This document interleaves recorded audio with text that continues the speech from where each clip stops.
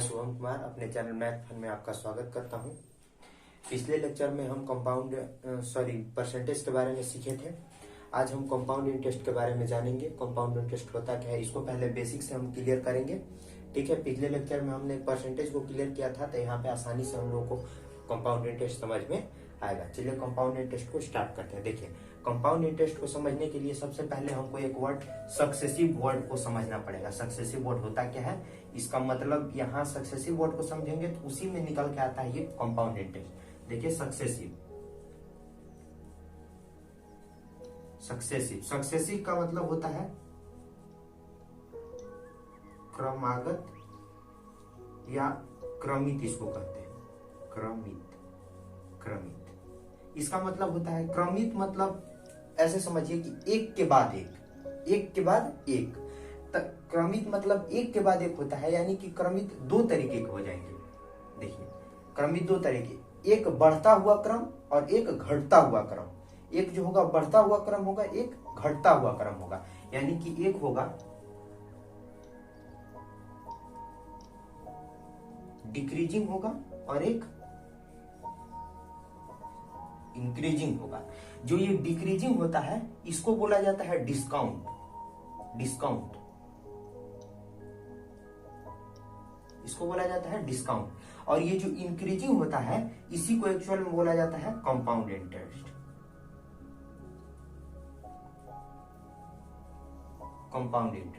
इसी को बोला जाता है कंपाउंड इंटरेस्ट, और इसको बोला जाता है सक्सेसिव डिस्काउंट। अगर इस पे इस सक्सेसिव पर डिक्रीज हो रहा है तो इसको बोला जाता है सक्सेसिव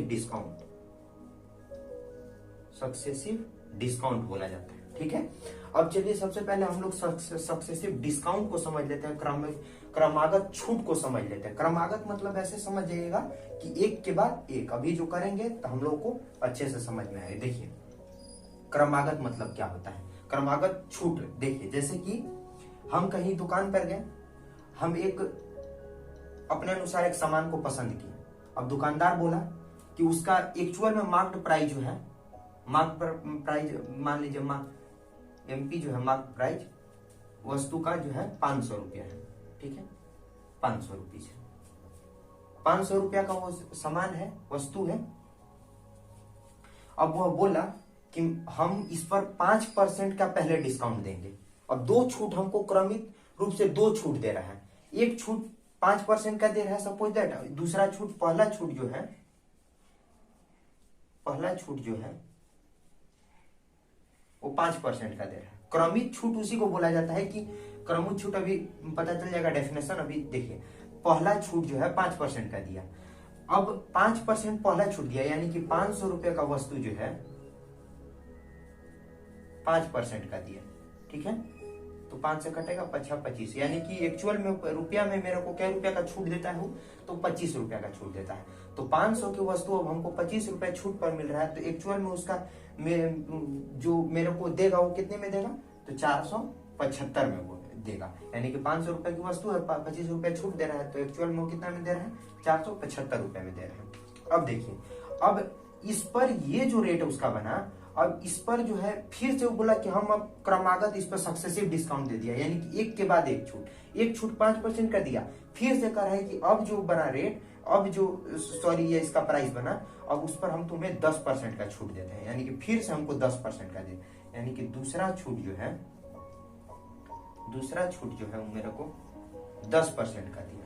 ठीक है, तो अब 10% का छूट इस पे नहीं दिया है, इस पे देता तो हम दोनों छूट को हमेशा क्या कर देते, 10, 5, 15% जोड़ देते, यानी कि एक्चुअल में टोटल छूट जो है 10, 5, 15 का देता। लेकिन एक मतलब ये सक्सेसिव दे रहा है, पहले इस पे 5% का दिया, अब जो प्राइस बना नया प्राइस, अब इस पे 10% का छूट दे रहा है।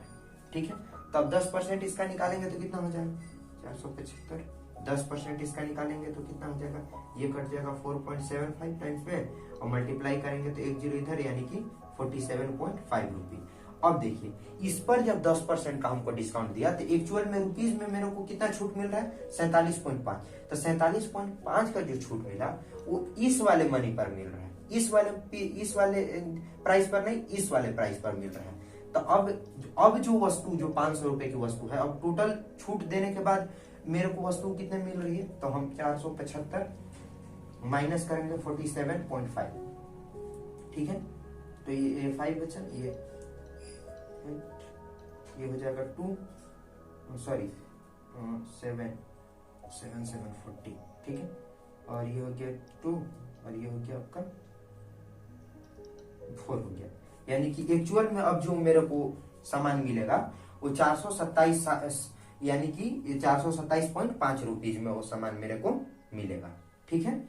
अब देखिए, अब हम पूछे कि कुल छूट हमको इस वस्तु पर कितना मिला, तो कुल छूट देखिए, पैसा में अगर कुल छूट जो है,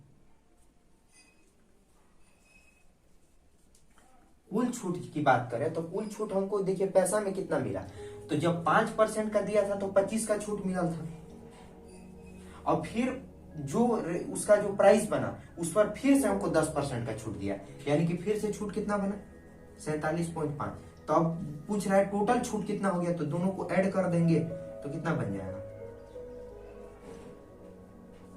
यानी कि टोटल छूट जो है ये छूट जो है वो टोटल वस्तु पर कितना का मिला 73.5 रुपया का वो टोटल हमको छूट दिया, यानी कि वस्तु हमको कितना में मिल जाएगा वो 427.5 रुपए में। अब ये तो हुआ कि रुपीज में छूट बता दिए, अब हमको प्रतिशत में बताना पड़ेगा, तो प्रतिशत में कैसे बताएंगे, तो टोटल जो छूट मिला है इतना, वो किस पर मिला है टोटल, अब टोटल वैल्यू पर ही तो टोटल छूट मिला होगा, तो टोटल प्रतिशत 500 पे मिला है। तो अब देखिए 500 पे छूट इतना मिला, तो हमको प्रतिशत में बदलना है, प्रतिशत मैंने प्रति 100 निकालना है, यानी कि 500 में इतना मिला तो 100 में कितना मिलेगा हमको, 100 में मिलेगा 100 बचे 500 कट गया, ये 5 से काटेंगे तो 5 2 5 14 25 70, फिर यानी कि हो गया कितना हमका, ये हो जाएगा 3 5 7 35, यानी कि टोटल जो छूट मिलेगा हमको 14.7% का हमको वो छूट देगा टोटल। इसी को इक्विवेलेंट डिस्काउंट बोला जाता है, इसको इक्विवेलेंट डिस्काउंट बोला, समतुल्य छूट बोला जाता है, समतुल्य छूट बोला जाता है इसको, ठीक है। अब ये रुपीज में हमसे ये पूछा, ये तो प्रतिशत में पूछेगा तो इतना का डिस्काउंट किस पे मिला है हमको 500 पे, तो इसको बोला जाता है सक्सेसिव। सक्सेसिव यहाँ पे क्रमित, यहाँ पे फिर से समझ आया, क्रमित मतलब पहले 5 का दिया और 5 पर जो रेट बना, जो इसका 5% छूट पर जो अब जो नया प्राइस बन रहा है अब उस पर 10% का छूट दे रहा है। अगर इसको ये सक्सेसिव नहीं देता, डायरेक्टली बोलता कि 5% और 10% का छूट है, तो हम डायरेक्ट 10% और 5% को जोड़ देते, 10 5 15%, 500 का हम 15% निकाल देते, वो मेरा एक्चुअल वैल्यू होता है। लेकिन दुकानदार हमको सक्सेसिव डिस्काउंट दे रहा है, यानी कि सक्सेसिव का मतलब पहले 5% का छूट दिया, फिर जो रेट नया बना उस पर नए फिर से हमको डिस्काउंट 10% का दिया, तब टोटल जो मेरा डिस्काउंट बना वो टोटल डिस्काउंट जो है रुपीज में करेंगे तो 73.5 का बना, और फिर परसेंट में करेंगे तो 14.7% मेरा डिस्काउंट बना, यानी कि 500 का 14.7% टोटल हमको डिस्काउंट मिला। चलिए आगे देखते हैं। अब फिर से एक क्वेश्चन को लेके देखते हैं। कोई ऑब्जेक्ट है, सपोज दैट उसका लेट कर लिया, उसका वस्तु है, उसका मार्क प्राइस जो है मान लीजिए 700 रुपीज है। अब दुकानदार जो है पहला डिस्काउंट हमको 5, फर्स्ट जो डिस्काउंट है, फर्स्ट डिस्काउंट जो है उस सपोज दैट हमको 10% का दिया, ठीक है। तो पहले हमको 10% का दिया, तो अब 700 का 10% निकालेंगे तो 7 टाइम्स यानी कि 70 रुपए का छूट दिया। अब बोला कि अब जो इस पर वैल्यू बना, अब नया जो मार्क प्राइस बनेगा वो कितना बन जाएगा, 70% का, सॉरी 10% का छूट दिया तो 70 रुपया, एक्चुअल में 70 रुपए का छूट हुआ, तो अब 70 घटाएंगे तो कितना हो जाएगा 630 रुपया हो गया। अब 630 रुपया में जो है सेकेंड डिस्काउंट जो हमको देता है, फिर से सक्सेसिव डिस्काउंट दे रहा है, सक्सेसिव डिस्काउंट, सेकेंड डिस्काउंट जो दिया मेरे को वो सपोज दैट 15 का दिया, 15% का। अब देखिए, अब 15% का सबसे दूसरा डिस्काउंट जो है वो दूसरे वाले प्राइस पे लगेगा, यानी कि जो अब नया प्राइस जो बना है उस पे 15% का छूट दे रहा है, यानी कि 630 का हम 15% निकालेंगे तो 1010 कैंसिल, 5 3 जा 5 2 जा, यानी कि निकल के कितना आ रहा है आपका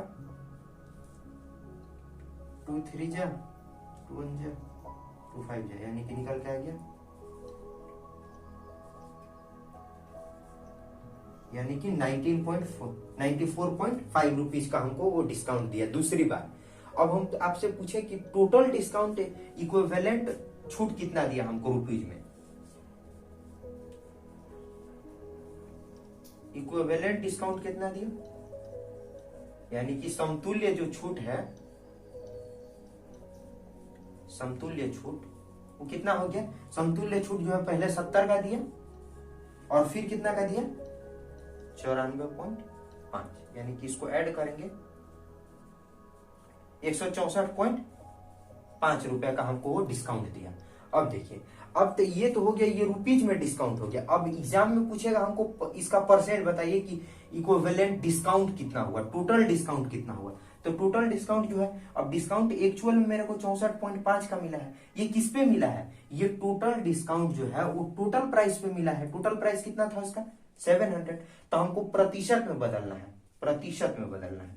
प्रतिशत मतलब होता है कि पर 100, तो अब 100 पे इतना का डिस्काउंट, तो हमको 100 पे वैल्यू निकालना है। तो 100 पे निकालेंगे तो ये कट जाएगा 7 टाइम्स में, इससे इसको डिवाइड करेंगे तो 7, इससे इसको करेंगे तो 7 2 या 14, 2 7 3 जा 21, 3 7 5 जा 35, 7 5 जा 35, ये यानी कि 23.5% का हमको ये डिस्काउंट देगा।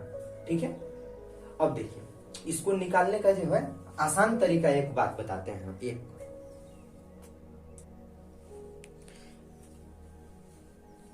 ध्यान से देखिए, इसके लिए एक इजी ट्रिक है निकालने के लिए, ट्रिक या कहिए या फॉर्मूला कहिए, इसके लिए एक इजी ट्रिक है। यानी कि जो क्रमागत, जो सबसे पहले मान लीजिए x% का छूट दिया, फिर सपोज दैट y% का छूट हमको दे दिया। ठीक है, तो दो छूट अगर क्रमागत रूप से देता है तो उसके लिए x plus Y minus xy/100, इस फॉर्मूले का जो है हम यूज करके बना सकते हैं।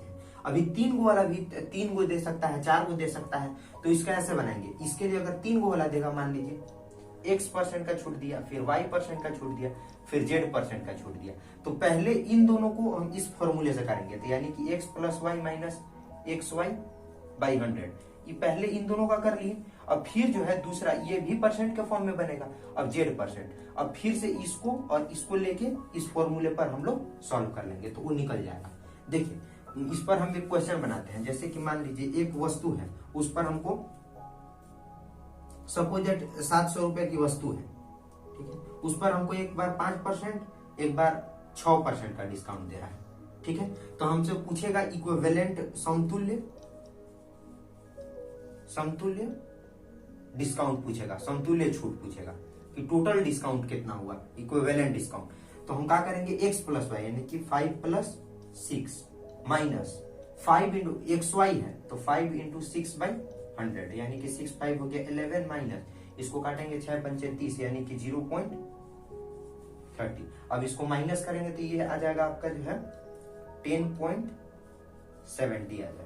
10 पॉइंट कितना आ जाएगा 70% का डिस्काउंट। टोटल डिस्काउंट जो है इतना का आपको मिल जाएगा। ठीक है, देखिए अब आती है बात सक्सेसिव डिस्काउंट, तो ऐसे आप फाइंड कर लीजिएगा। अब बात आती है इंक्रीजिंग का, सक्सेसिव इंक्रीजिंग। अब यहीं पे बात आती है सक्सेसिव इंक्रीजिंग कंपाउंड इंटरेस्ट की। चलिए आगे देखते हैं। देखिए अब वहां पे था सक्सेसिव डिस्काउंट में वो डिक्रीज हो रहा था, वैल्यू कम होते जा रहा था। 500 की वो वस्तु पर एक बार कम हुआ, फिर से डिक्रीज हुआ, डिक्रीज होते जाता है। अब चक्रवृद्धि ब्याज के केस में क्या है, अब वहां पे जो वैल्यू घट रहा था, अब यहाँ पे वैल्यू बढ़ते जाएगा, बढ़ते जाएगा। अब देखिए हम चक्रवृद्धि ब्याज, कभी भी हम अगर किसी से उधार लेने जाए या कहीं पे हम लोन ले, लोन जो है वो 2 ही तरीके पर मिलेगा। ठीक है, एक साधारण ब्याज पर मिल सकता है, सिंपल इंटरेस्ट पर, और एक जो है कंपाउंड इंटरेस्ट पर मिल सकता है। तो कंपाउंड इंटरेस्ट, ठीक है, सिंपल इंटरेस्ट पर इजी है। सिंपल इंटरेस्ट पिछला वीडियो में मैंने बता दिया है, सिंपल इंटरेस्ट इजी है। सिंपल इंटरेस्ट पे जो है प्रिंसिपल नहीं बदलता है, बार बार इस पर सिर्फ इंटरेस्ट ऐड होते जाता है, बार बार सिर्फ हर साल का इंटरेस्ट ऐड होते जाता है। ये प्रिंसिपल सपोज 5,000 कहीं से उधार लिए, 5,000 कहीं से उधार लिए, वो 5% के रेट से दिया 3 साल के लिए, तो 5% इसका जो बनेगा इंटरेस्ट, वो तीनों साल के लिए बस सिर्फ इसमें क्या होगा, 3 साल का सिर्फ इंटरेस्ट ऐड होगा, 3 साल का सिर्फ इंटरेस्ट। लेकिन कंपाउंड इंटरेस्ट के केस में क्या होता है, कंपाउंड इंटरेस्ट के केस में इसका जो प्रिंसिपल वैल्यू है हर एक साल बदलते रहता है। यहाँ पे इसीलिए सक्सेसिव वर्ड का यूज किया हो। जैसे कि मान लीजिए, लेट करते हैं, हम कहीं से हम उधार ले लिए, प्रिंसिपल उधार ले लिए, सपोज दैट हम 5,000 का मूलधन ले लिए, मूलधन ई फॉर मूलधन, प्रिंसिपल, ठीक है। हम कहीं से 5,000 रुपए का उधार ले लिए। अब जो है वो मेरे को देता है 2 साल के लिए, हम टाइम भी ले लिए उससे कि 2 ईयर के लिए हमको चाहिए, ठीक है, 2 ईयर के लिए चाहिए। अब वो हमको रेट लगा देता है कि हम तुमको 5% के रेट से देंगे, 5% के रेट से देंगे। अब 5% ये दोनों साल, पहले साल भी 5% और दूसरे साल भी 5%, ये बदल भी सकता है, हो सकता है मान लीजिए रेट है ऐसे, फर्स्ट ईयर जो है वो मेरे को सपोजेड 5% के दिया है, ठीक है, और सेकेंड ईयर जो है वो मेरे को 10% के रेट से दिया है। अब देखिए, अब यहाँ पे बात, इसका मतलब अभी समझाएंगे कि समझ में आएगा कि सक्सेसिव इंक्रीजिंग इसको काहे बोला जाता है। अब देखिए, पहले ईयर के लिए अगर निकालेंगे हम, तब 5,000 का पहले ईयर जो है, पहले ईयर हमको 5% के रेट से दिया है, ठीक है, तो इसका 5% निकालेंगे, 25, यानी कि इसका जो इंटरेस्ट बन के आएगा, इंटरेस्ट जो बन के आया वो कितना का है, 250 रुपए का। पहले ईयर का जो इंटरेस्ट है वो कितना निकल के आ रहा है, 250 रुपए का निकल के आ रहा है, ठीक है। अब ध्यान से समझिए, अब दूसरे ईयर में जैसे ही जाएगा तो दूसरे ईयर के लिए प्रिंसिपल ये 5,000 नहीं रह जाएगा। चक्रवृद्धि ब्याज का मतलब ही है ब्याज पे ब्याज लगना, ब्याज पर ही ब्याज लगता है चक्रवृद्धि ब्याज में। यहाँ पे तो सिर्फ मूलधन पर ब्याज लगता था सिंपल इंटरेस्ट में, लेकिन चक्रवृद्धि ब्याज में जो है ब्याज पे ही ब्याज लगता है। यानी कि ब्याज पे ब्याज कैसे लगता है कि अब जो सेकेंड ईयर के लिए रहेगा, सेकेंड ईयर के लिए जो प्रिंसिपल बनेगा वो प्रिंसिपल P प्लस इंटरेस्ट, यानी कि P फर्स्ट ईयर का यहाँ लिख देते हैं, फर्स्ट ईयर का principal plus interest, first year का इंटरेस्ट, अब जुड़ के जो है नया प्रिंसिपल सेकेंड वाला बनाएगा। यानी कि फर्स्ट प्रिंसिपल जो है 5,000 है, अब प्लस इंटरेस्ट इसका कितना लगा है, 250, ठीक है। इसको ऐड करेंगे तो कितना आ जाएगा, 5,250। अब सेकेंड ईयर के लिए जो नया इंटरेस्ट पर 5,250 बना है, अब इस पर हमको दिया है 10% के रेट से, वो हमको दिया है, तो अब इसका 10% का निकालेंगे तो कितना होगा, इसका हम 10% निकालते हैं तो 10 था हमें, ये 10, यानी कि कितना निकल के आ रहा है इसका, आपका निकल के आ रहा है 525 रुपए। यानी कि टोटल अभी देखिए फर्स्ट ईयर का जो है इंटरेस्ट कितना निकल गया है, फर्स्ट ईयर का जो इंटरेस्ट निकला वो फर्स्ट ईयर का तो 250 रुपया निकला था, लेकिन सेकेंड ईयर जो का जो इंटरेस्ट है वो कितना निकल के आ रहा है, सेकेंड ईयर का जो इंटरेस्ट निकल के आ रहा है वो 525 रुपए निकल के आ रहा है। अब देखिए 525 रुपए के, अब हमसे टोटल जो इंटरेस्ट है लिख दे रहे हैं, इंटरेस्ट लिख दे रहे हैं। अब जो है टोटल इंटरेस्ट अगर पूछा जाए कि 2 साल बाद उसका इंटरेस्ट टोटल कितना बना, तो देखिए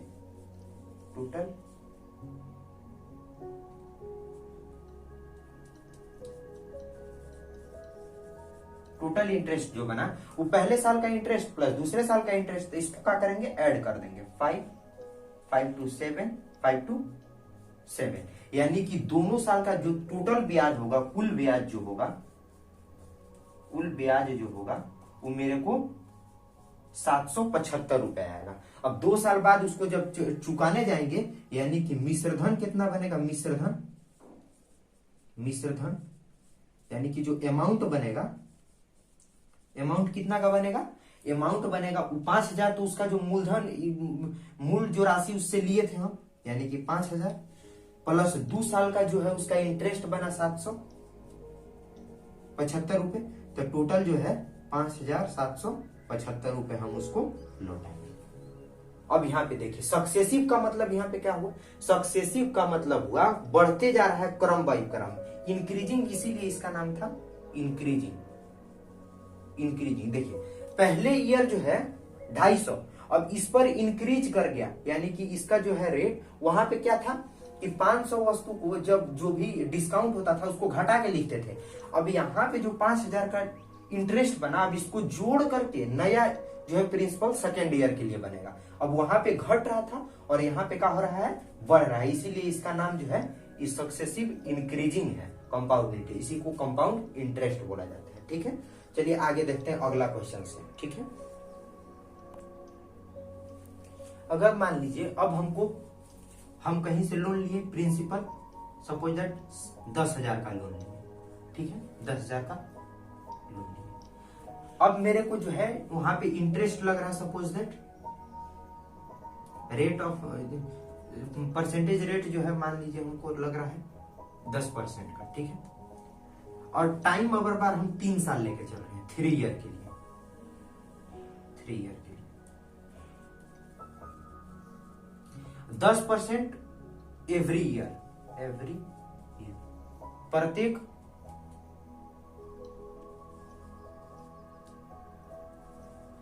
प्रत्येक ईयर जो है हर साल जो है 10% का ही इंटरेस्ट लग रहा है। अब देखिए 3 साल के लिए पूछा है, तो फर्स्ट ईयर के लिए हम पहले इंटरेस्ट निकालेंगे। फर्स्ट ईयर के लिए जो प्रिंसिपल है वो यही रहेगा, प्रिंसिपल जो है वो 1000 ही रहे, सॉरी 10,000 ही रहेगा। अब इस पर हमको 10% का इंटरेस्ट निकालना है, तो 10% का इंटरेस्ट निकालेंगे, यानी कि 10,000 का 10% जो बनेगा, यानी कि कितना बन रहा है, 1000 बन रहा है। कितना बन रहा है, 1000 रुपए इसका इंटरेस्ट बना, फर्स्ट ईयर का इंटरेस्ट है ये, इंटरेस्ट ऑफ फर्स्ट ईयर। अब ध्यान से सुनिए, अब सेकेंड ईयर का निकालेंगे, सेकेंड ईयर का जो निकालेंगे, तो सेकेंड ईयर का प्रिंसिपल ये नहीं रहेगा, अब ये प्रिंसिपल, ये इंटरेस्ट जो है इसमें ऐड हो जाएगा, वही सेकेंड ईयर का प्रिंसिपल बनेगा। यहां तो ध्यान से समझना है, यहाँ पे ऐड होते जाता है, इंक्रीज करते जाता है, बढ़ते जाता है प्रिंसिपल इसका, यानी कि प्रिंसिपल ब्याज पे ब्याज आएगा, इस ब्याज पर भी अब नया ब्याज लगेगा, ये जो ब्याज है इस पर अब नया ब्याज लगेगा। पहले इसका प्रिंसिपल जो बनेगा 10,000 प्लस 1,000, यानी कि 11,000 रुपए का प्रिंसिपल बन गया। अब दूसरे साल भी कह रहा है कि एवरी ईयर 10% का है, तो दूसरे साल भी अब 10% का ही लगेगा। अब रेट यहाँ पे फिर 10% है, तो इसका फिर से 10% निकालेंगे, यानी कि कितना निकल के आ रहा है आपका, 1100 रुपया। कितना निकल के आया, 1100 रुपया ये जो है इंटरेस्ट बना सेकेंड ईयर के लिए, I2, interest 1, interest 2, second year के लिए ये इंटरेस्ट बना। अब देखिए, अब 3 साल के लिए पूछा है, तो थर्ड ईयर में देखते हैं, थर्ड ईयर में। अब थर्ड ईयर में देखेंगे, तो थर्ड ईयर में भी फिर से अब नया प्रिंसिपल, अब देखिए नया प्रिंसिपल, अब इन थर्ड ईयर जो है इन दोनों का जो है प्रिंसिपल जोड़ के, इंटरेस्ट जोड़ के अब नया, अब यहां तक तो ये दोनों का ऐड था, ये वाला, अब इसमें हम इसका इंटरेस्ट जोड़ देंगे तो तीसरा साल का प्रिंसिपल बन जाएगा। ये प्रिंसिपल जो बनेगा 11,000 प्लस 1100, यानी कि इसको जोड़ेंगे तो कितना हो जाएगा आपका,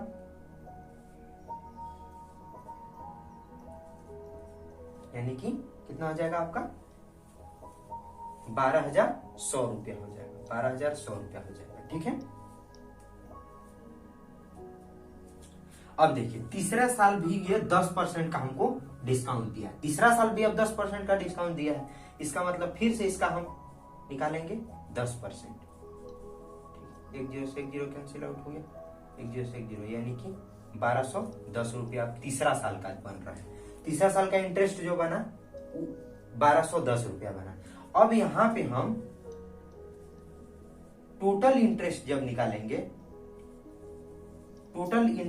निकालेंगे, तो तीनों साल का इंटरेस्ट हम जोड़ेंगे, I1 plus I2 plus I3, interest जो है तीनों साल का जोड़ेंगे, तो पहले साल का इंटरेस्ट 1,000 प्लस दूसरे साल का इंटरेस्ट जो है 1100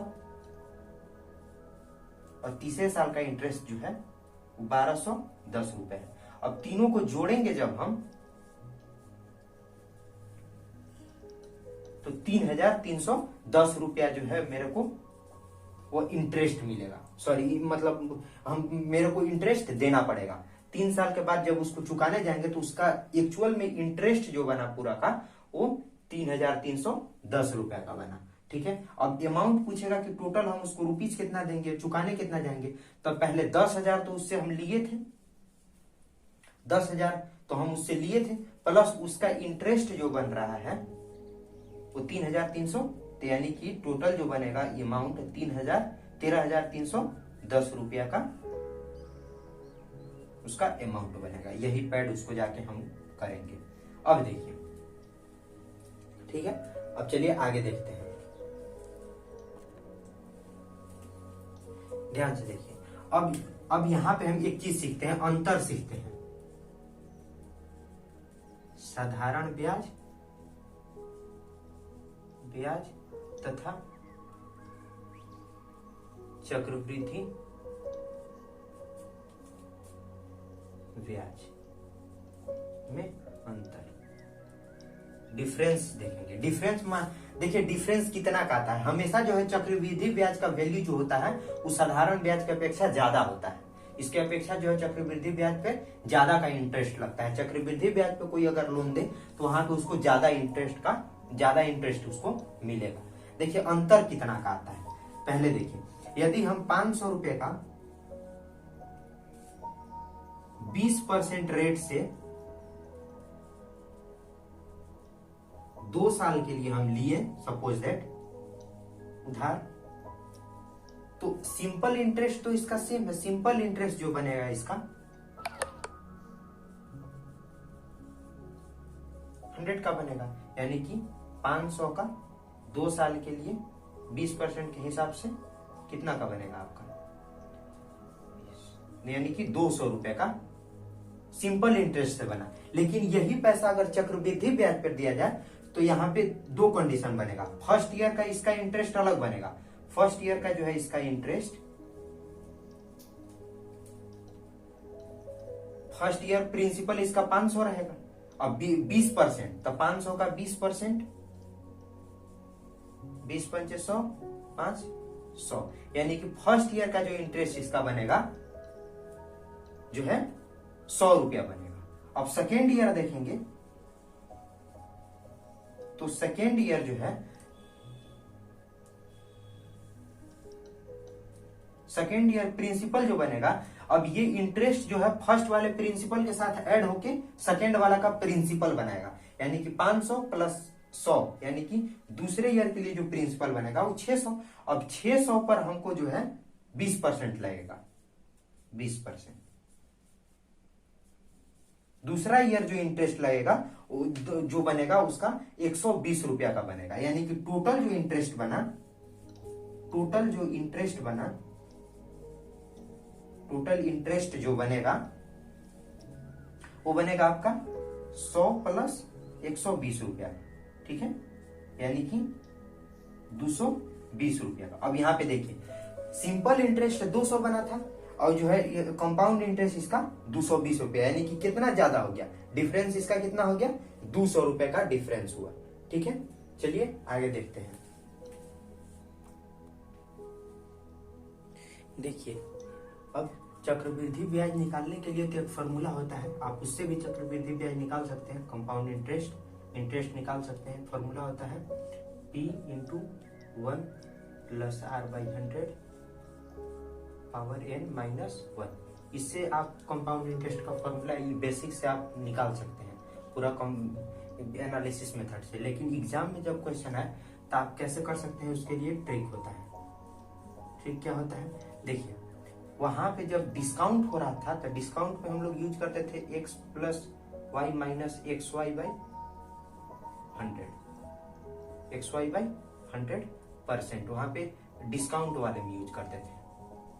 डिस्काउंट वाले में जब छूट मिलता था तो वहां पे माइनस करेंगे। लेकिन अब कंपाउंड इंटरेस्ट निकालना है तो कंपाउंड इंटरेस्ट के लिए हम ये वाला फॉर्मूला यूज करेंगे, x × y/100, ये वाला फॉर्मूला यूज करेंगे कंपाउंड इंटरेस्ट निकालने के लिए।